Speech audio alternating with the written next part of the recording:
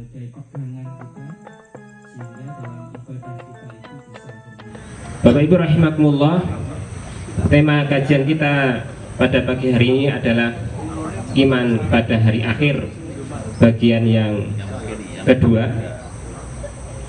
Oleh karena itu, marilah sama-sama kita dengarkan kajian ini yang akan disampaikan oleh Ustadz Anang Fatur Rahman LC. Namun sebelumnya marilah kita buka bersama-sama dengan membaca basmalah. Bismillahirrahmanirrahim. Kepada beliau Ustadz Anang Fatur Rahman LC kami persilahkan. Bapak Ibu jamaah pengajian Kopi Ngaji yang kami hormati, dan mudah-mudahan kita semua dimuliakan oleh Allah Subhanahu wa Ta'ala, karena kita memulai di pekan pertama ini, di Kopi Ngaji pertama di tahun 2023 ini dengan amalan terbaik kita, mendekatkan diri kepada Allah Subhanahu wa Ta'ala melalui jalur ilmu. Afdhalul ibadati ba'dal faridah talabul ilmi. Seutama-utama ibadah setelah ibadah yang fardu, yang diwajibkan oleh Allah Subhanahu wa Ta'ala, adalah talabul ilmi, adalah mencari ilmu.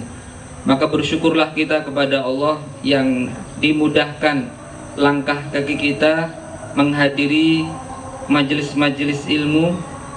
Mudah-mudahan ini termasuk di antara tanda keberkahan usia kita. Betapa beruntungnya Bapak Ibu, di tahun 2023 ini kita masih diberi kesempatan hidup, kita masih diberi kesempatan oleh Allah untuk tinggal di atas muka bumi ini. Itu artinya Allah Subhanahu wa Ta'ala sangat sayang kepada kita. Allah Subhanahu wa Ta'ala masih memberikan kita banyak sekali harapan. Orang itu kalau masih hidup, harapannya masih terbentang luas.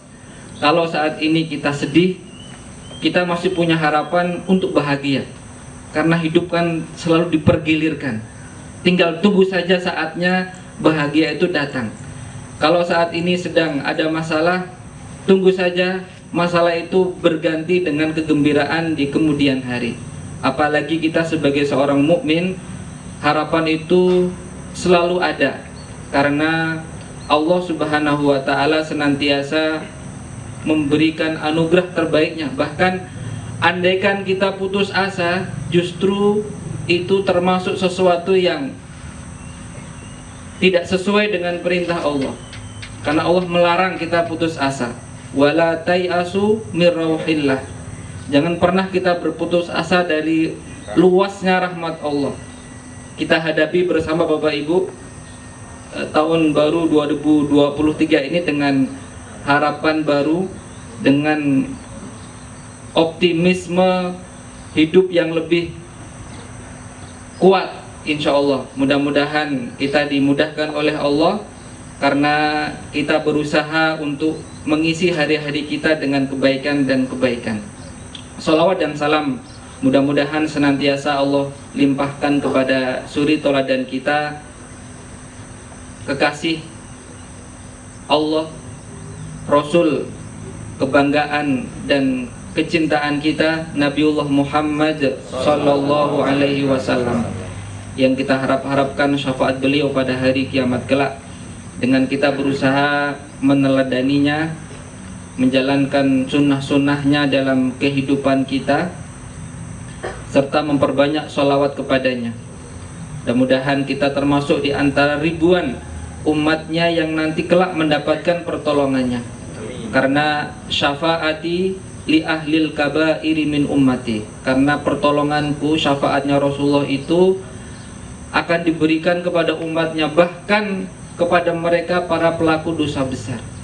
Kalau para pelaku dosa besar saja berhak untuk mendapatkan syafaat Rasulullah, apalagi mereka yang berusaha untuk meninggalkan perbuatan-perbuatan yang tidak disukai oleh Allah Subhanahu wa taala, mengisi hidupnya dengan ilmu, mengisi hidupnya dengan kebaikan, maka lebih pantas lagi untuk mendapatkan pertolongan dari Rasulullah Shallallahu Alaihi Wasallam.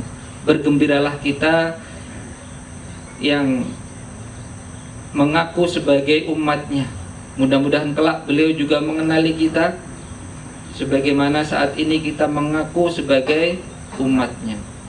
Bapak Ibu yang kami hormati, rahimani wa rahimakumullah.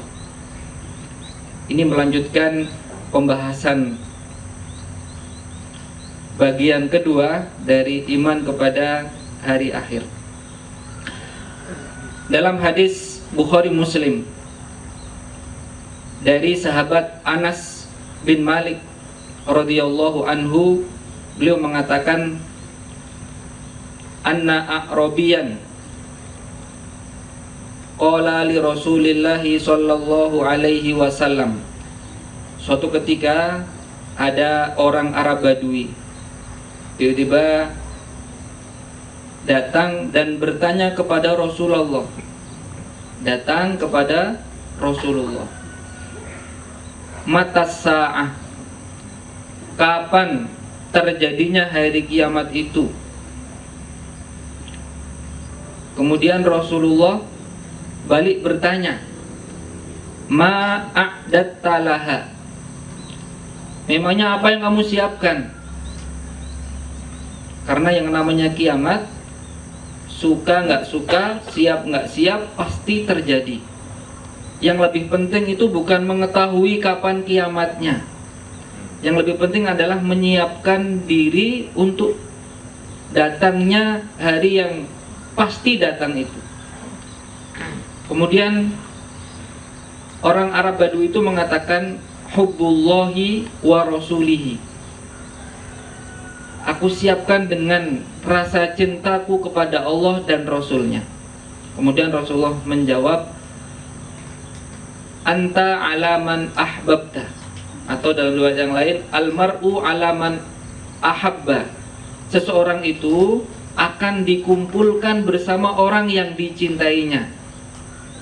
Kalau yang dicintai itu Rasulullah, maka mudah-mudahan kelak dia dikumpulkan dengan Rasulullah. Dalam riwayat yang lain, kalau tadi riwayatnya Muslim, riwayat yang lainnya disebutkan, ma'adatu bikasroti siyam wala bikasroti sholah, saya tidak menyiapkan dengan banyak puasa, juga bukan dengan banyak sholat, wala bikasroti sodakoh, dan juga bukan banyak sedekahnya, walakin hubbullahi wa rasulihi, tetapi saya menyiapkan dengan cinta kepada Allah dan Rasulnya. Maka kata Anas, demi Allah, tidak ada hadis yang lebih aku cintai daripada hadis ini. Ini ternyata pertanyaan itu menjadi pelajaran berharga dari orang Arab Badui yang tidak disebutkan namanya, tidak dikenal, kemudian tiba-tiba datang dan bertanya. Tapi pertanyaannya ini inti. Dia tiba-tiba tanya, dan kapan kiamat itu terjadi? Jadi kita nggak usah sibuk ngitung kapan kiamat itu datang, tapi sibukkan diri kita dengan apa yang kita siapkan untuk datangnya hari kiamat tersebut. Karena cinta kepada Allah dan Rasulnya ini adalah amalan hati yang nilainya sangat besar. Almar'u alaman ahbabta, almar'u alaman ahabba, seseorang akan dikumpulkan bersama orang yang dicintainya. Alhamdulillah, yang kita cintai itu adalah Rasulullah, yang kita cintai adalah para sahabatnya, yang kita cintai ini adalah para ulama, yang kita cintai ini guru-guru kita. Mudah-mudahan kelak kita dikumpulkan bersama orang-orang soleh tersebut. Maka Anas itu berandai-andai ingin segera bertemu dengan Rasulullah. sampai ketika usia beliau sudah sepuh sekali, 120-an tahun, beliau berandai-andai, ya saya ingin segera ketemu dengan Rasulullah. Saya akan mengatakan, ya Rasulullah, hadza Unais Khuwaidi Mukassogir. Ini Unais ya Rasulullah, pembantu kecilmu. Bahkan pembantunya itu juga menjadi saksi yang sama, Bu, Pak. Bagaimana Rasulullah Shallallahu Alaihi Wasallam itu pribadinya sangat mengagumkan. Robi'ah, salah seorang pembantu Nabi yang tugasnya itu membawakan tempat wudhu bagi Nabi. Ini orang Ahlus Sufah, tinggalnya di emperan Masjid Nabawi, tapi menyiapkan semua keperluan Rasulullah Shallallahu Alaihi Wasallam. Ketika Rasulullah bangun, Robi'ah ini sudah menyiapkan tempat yang digunakan Rasulullah untuk berwudu. Kemudian Rasulullah ingin memberikan apresiasi kepada Robi'ah. Ya Robi'ata salni, wahai Robi'ah, mintalah kepadaku. Mau minta apa dikasih, mau minta hadiah apa dikasih. Karena Rasulullah lihat Robi'ah ini orang yang sangat setia sekali dan sangat sigap untuk menyiapkan keperluan Nabi. Kemudian Robi'ah menjawab, as'aluka murafaqataka fil jannah. Rasulullah, saya ingin bisa menemani engkau lagi di surga. Karena Robi'ah mendapatkan perlakuan yang luar biasa dari baginda Rasulullah Shallallahu Alaihi Wasallam. Mereka ini orang-orang yang ketemu Nabi langsung, maka wajar mereka mencintai Rasulullah. Lah ini kok ada Bapak Ibu, orang yang tidak pernah bertemu Nabi, belum pernah melihat Nabi, tapi bisa mencintai Nabi. Bahkan Rasulullah sangat rindu untuk bertemu dengannya. Waditu anni laqitu ikhwani. Saya sangat rindu sekali ingin bertemu dengan saudara-saudaraku. Qalu ya Rasulullah alasna ikhwanakum wa Rasulullah, bukankah kami ini saudaramu ya Rasulullah? Kata beliau, bal antum ashabi, kalian itu sahabat-sahabatku. Tapi saudara-saudaraku itu adalah orang-orang yang alladzina yu'minuna bi walam yarawni, orang-orang yang beriman kepadaku meskipun mereka belum pernah melihatku. Kalau ditanya kita ketemu Nabi pernah belum? Belum pernah. Pernah mimpi ketemu Nabi? Kira-kira kalau mimpi ketemu Nabi atau ketemu Nabi dalam mimpi saja, malu apa enggak, Pak? Siapa kita, apa yang kita lakukan, rasa-rasanya tidak pantas. Nah, ada orang-orang yang mencintai nabinya meskipun belum pernah ketemu. Nah, mudah-mudahan kita termasuk di antara almar'u ala man ahabba. Orang akan dikumpulkan kelak di akhirat bersama dengan orang yang dicintainya. Karena belajar iman kepada hari akhir, di antara tujuannya adalah mengantarkan kita kepada amal soleh. Saya garis bawahi, di antara tujuan belajar iman kepada hari akhir, mengantarkan kita kepada amal soleh, bukan malah menjadi orang yang takut. Karena ada orang belajar iman pada hari akhir diperlihatkan ini tentang kiamat sudah dekat, kita harus pindah tempat yang lebih tinggi, dan itu malah jadi resah, Pak. Yang namanya Nabi saja dan manusia terbaik Rasulullah, malaikat terbaik yaitu Jibril, itu pun tidak tahu mal mas'ulu anha bi'a'lama minasail, nggak tahu kapan terjadi hari kiamat. Kenapa kita sibuk-sibuk mendetail-detailkan sesuatu yang memang dirahasiakan oleh Allah Subhanahu wa taala? Diviralkan lagi, Pak, membuat resah kaum muslimin. Memang dulu ada di antara Imam As-Suyuti, Imam At-Tabrani mengumpulkan hadis-hadis yang berkaitan dengan hari kiamat, ya. Tapi tujuannya supaya mengikat ilmu, bukan untuk membuat takut. Dan mudah-mudahan justru kita belajar iman kepada hari akhir itu justru membuat kita tenang, membuat kita itu bahagia hidupnya. Kenapa? Karena tidak ada yang tidak Allah ketahui. Andai kata ada hak kita yang diambil oleh orang lain secara paksa maupun secara tipu muslihat, bisa ditarik ulang, bisa dikembalikan lagi. Karena ada pengadilan Allah yang la yughadiru shaghiratan wala kabiratan illa ahsaha. Tidak menyisakan hal yang kecil maupun besar, semua sudah tertulis, semua sudah ada.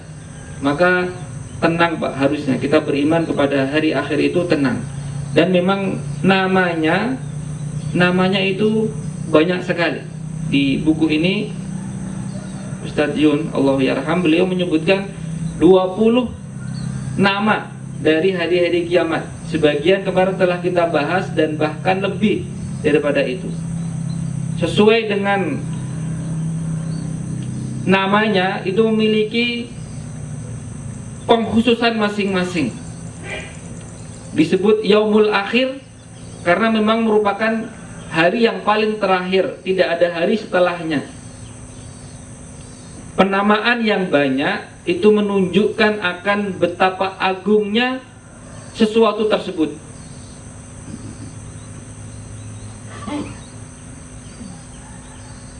Di depan kita Bapak Ibu, ini ada pohon padi. Itu kan sesuatu yang berharga bagi orang Indonesia. Kita itu kalau belum makan nasi, orang Indonesia belum sarapan, Pak. Gitu. Belum sarapan kalau belum makan nasi. Padahal sudah dahar roti, sudah dahar arem-arem atau apa itu, katanya merasa belum sarapan kalau belum makan nasi. Makanya namanya pun banyak. Mungkin ketika masih berada di pohonnya disebut dengan Pak, gabah, gabah. Nanti ketika digiling dia berubah namanya menjadi beras. Nanti yang kecil-kecil menir. Nanti kemudian kalau dimasak namanya nasi. Kalau dimasaknya airnya banyak bubur. Kalau pakai dibungkus pakai daun pisang, lontong. Namanya banyak, Pak. Satu jenisnya namanya banyak karena itu menjadi makanan pokok. Maka penamaan hari kiamat yang sangat banyak itu juga menunjukkan betapa pentingnya pembahasan tersebut. Amma yatasaalun 'anin naba'il 'adzim. An-naba'ul 'adzim itu berita besar. Ini orang-orang kafir dulunya mereka mendustakan, nggak percaya akan datangnya hari akhir itu. Mereka mengatakan in hiya illa hayatunad dunya namutu wa nahya wa ma yuhlikuna illa dahru. Kehidupan ini tidak lain hanyalah kehidupan di dunia saja. Ini orang-orang kafir persepsinya begitu, Pak. Melihat dunia ini, ya ini cuma kehidupan dunia saja. Namutu wa nahya, kita mati, kita hidup di sini. Wa ma yuhlikuna illa dahr. Tidak ada yang bisa membinasakan kita kecuali waktu. Jadi kalau datangnya waktu ya sudah kita binasa. Itu orang-orang kafir. Mereka tidak percaya akan hari kebangkitan itu. Makanya Allah Subhanahu wa taala membantah ketika mereka pun bertanya, qala man yuhyil idhama wa hiya ramim. Siapakah yang mampu untuk menghidupkan, mengembalikan tulang belulang yang sudah hancur ini? Maka Allah menjawab dengan jawaban yang sangat jelas. Qul, katakanlah wahai Muhammad, yuhyi halladzi ansha'aha awwala marratin. Yang akan membangkitkan tulang belulang yang sudah hancur itu adalah ansha'aha alladzi ansha'aha awwala marrah, yaitu zat yang telah menjadikannya pertama kali. Jadi kalau Allah mampu untuk menjadikan sesuatu yang tidak pernah ada menjadi ada, itu saja mampu, maka lebih mudah lagi mengembalikan sesuatu yang pernah ada menjadi ada kembali. Keyakinan kita sebagai seorang mukmin menjadi mantap. Bahkan terkadang Bapak Ibu, hal-hal yang kita lihat dalam keseharian kita itu bisa menumbuhkan iman kita kepada Allah dan pada hari akhir. Suatu ketika ada orang Arab Badui lagi, Pak. Ketika beliau berada di tengah di padang pasir, beliau melihat ada kotoran unta. Maka beliau mengatakan, al-ba'ratu tadullu 'alal ba'ir. Adanya kotoran unta ini menunjukkan bahwa adanya unta di sini. Kalau rumah kita banyak kotoran cicak, berarti ada cicak di rumah itu. Kalau ada kotoran kelelawar, berarti sering didatangi kelelawar di malam hari. Al-ba'ratu tadullu 'alal ba'ir wal asaru yadullu 'alal asir. Adanya bekas ini menjadi tanda bahwa adanya yang berjalan di sini tadi. Di padang pasir itu kan kalau orang berjalan nampak, kelihatan ada bekasnya, berarti ada yang berjalan. Lailun daj wassama'u dhatu abroj. Malam yang gelap, bahkan langit yang memiliki bintang gemintang itu, afala yadullu ala soni'il kabir. Bukankah itu menunjukkan akan adanya Sang Maha Pencipta yang Maha Besar? Ternyata hal-hal yang kita lihat itu akan membawa kita kepada keimanan, membawa kita kepada keimanan kepada Allah Subhanahu wa ta'ala. Di antara tanda-tanda datangnya hari akhir itu adalah yang bisa kita lihat. Di antaranya disebutkan bahwa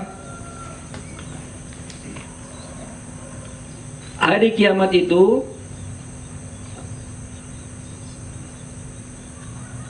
akan datang dengan munculnya Dajjal. Tanda-tanda datangnya hari kiamat. Wa min asrotis sa'ah. Tanda-tandanya hari kiamat akan adanya Dajjal. Dajjal itu merupakan fitnah yang akan datang di akhir zaman. Dan fitnah ini fitnah besar.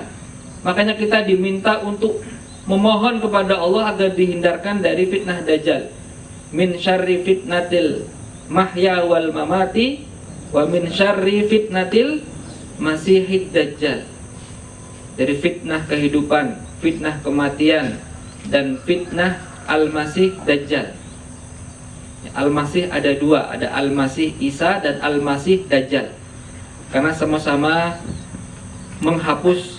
Kalau Dajjal itu Al-Masih karena dia bisa menghapus, maksudnya melewati antar pulau dengan mudah sekali. Dajjal itu fitnah besar. Tapi fitnah Dajjal ini bukan fitnah terjadinya huru-hara pembantaian, bukan. Fitnah Dajjal ini fitnah menipu, Pak. Maka banyak orang yang tertipu dengan fitnah Dajjal itu. Orang-orang yang banyak tertipu dengan fitnah Dajjal itu adalah orang-orang Yahudi. Mereka tertipu dengan fitnah Dajjal. Dan juga banyak kalangan kaum wanita yang tertipu dengan Dajjal. Jadi kita juga belajar, oh ternyata wanita banyak tertipu dengan Dajjal. Karena Dajjal itu dia menjanjikan sesuatu dengan sangat mudah.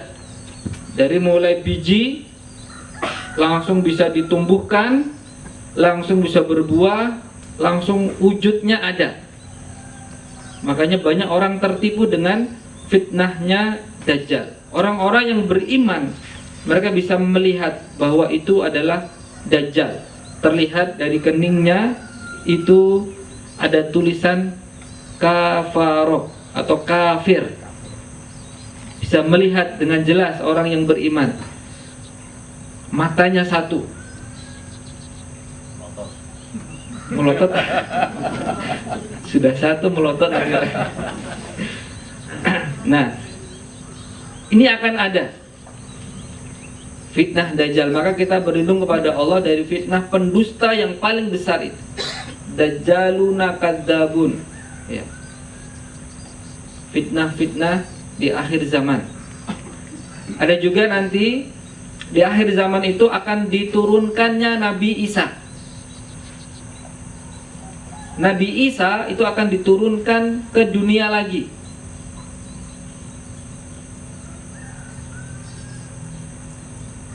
Karena keyakinan kita sebagai orang yang beriman, disebutkan dalam Al-Quran, wa ma qataluhu wa ma salabuhu. Mereka itu tidak membunuh Nabi Isa, wa ma salabuhu, dan mereka juga tidak menyalibnya, walakin syubbihalahum. Tapi yang disalib itu orang yang diserupakan. Ada yang menyebutkan Judas Iskariot. Maka keyakinan kita berbeda dengan orang Yahudi dan Nasrani.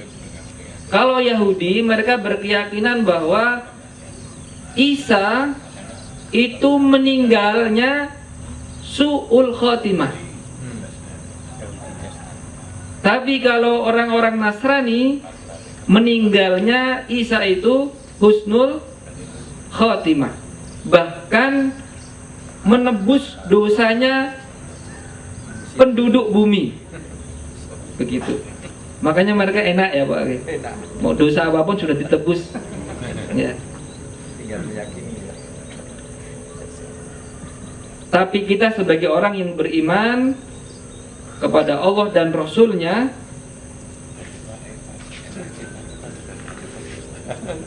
kita yakin bahwa Nabi Isa itu diangkat oleh Allah ke langit. Bal rafa'ahu Allahu ilaih, diangkat ke langit. Yang diangkat itu bukan hanya ruhnya, tapi ruhan wa jasadan, ruh dan jasad. Kalau cuma ruh, apa bedanya dengan keluarga kita sudah meninggal? Orang meninggal itu kan jasadnya saja, tapi ruhnya kan masih ada. Tapi ruhnya berada di alam barzah, alam yang lain. Dan nanti ketemu lagi Pak. Kalau ada yang meninggal baru nanti ditanya, gimana kabarnya si fulan? Kalau ada orang meninggal baru, orang yang lama meninggal itu nanti akan bertemu dengan ruh yang masih baru tadi dan bertanya, gimana kabarnya si fulan? Oh, dia tinggal di Bodeh. Sawah. Alhamdulillah sehat walafiat, usahanya maju lancar. Gitu. Ini menjadi dalil Pak, bahwa orang yang sudah meninggal itu nggak bisa lagi balik ke rumahnya Pak. Kan sebagian kalangan ada yang berkeyakinan kalau sudah meninggal malam Jumat itu masih bisa balik nilai keluarganya Pak. Enak banget Pak itu Pak. Bukan, tidak bisa. Kenapa kok tidak bisa? Buktinya orang tadi masih ditanya nanti, ditanya oleh ruh-ruh yang lebih dahulu meninggal. Jadi yang meninggal itu jasadnya saja kan. Jadi masih kita ketemu Pak. Jangan terlalu sedih. Meninggal ya emang sudah waktunya.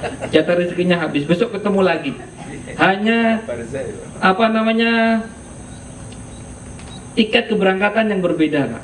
Gitu. Ada yang tiket sekarang berangkat, ada yang nanti ketemu di terminal Pak, ketemu di bandara. Waiting list. Waiting list. Ya kita waiting list. Nanti kita semua ketemu di sana.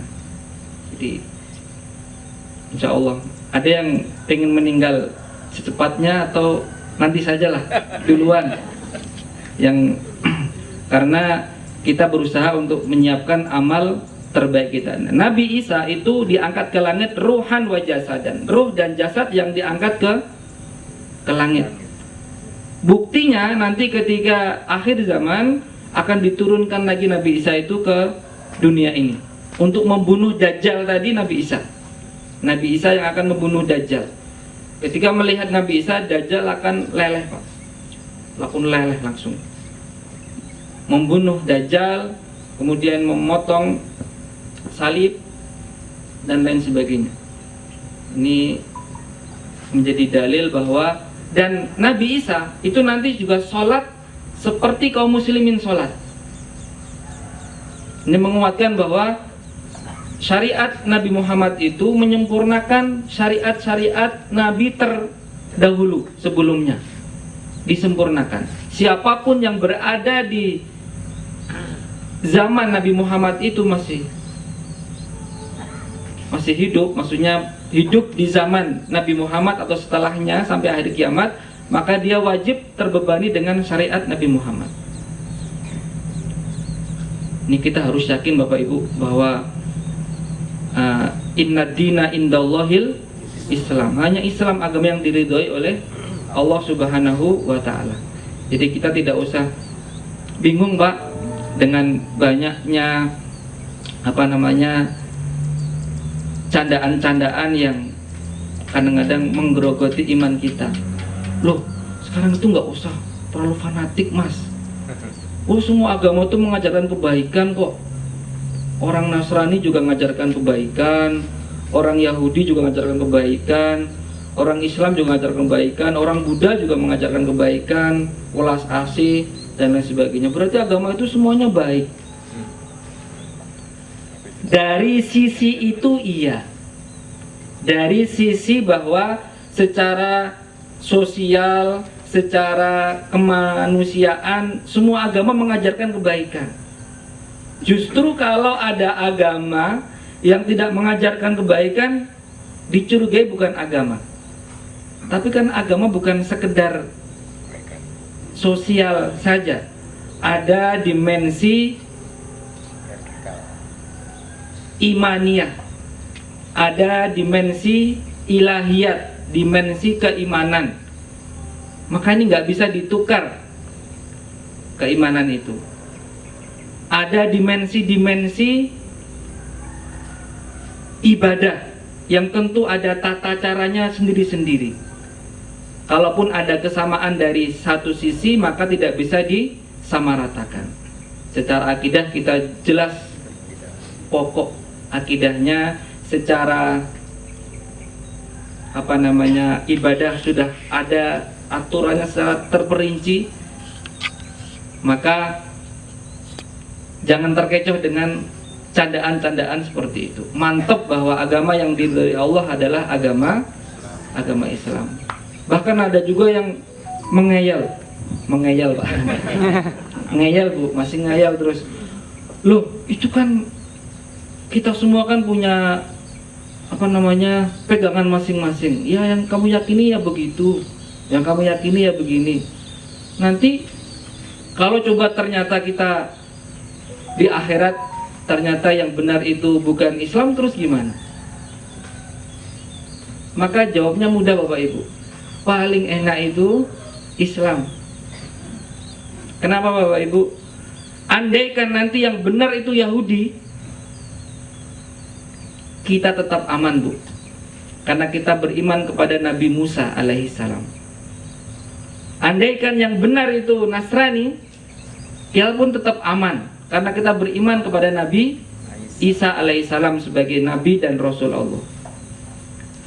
Nah, tapi kalau yang benar Islam, bagaimana kondisi Yahudi dan Nasrani? Makanya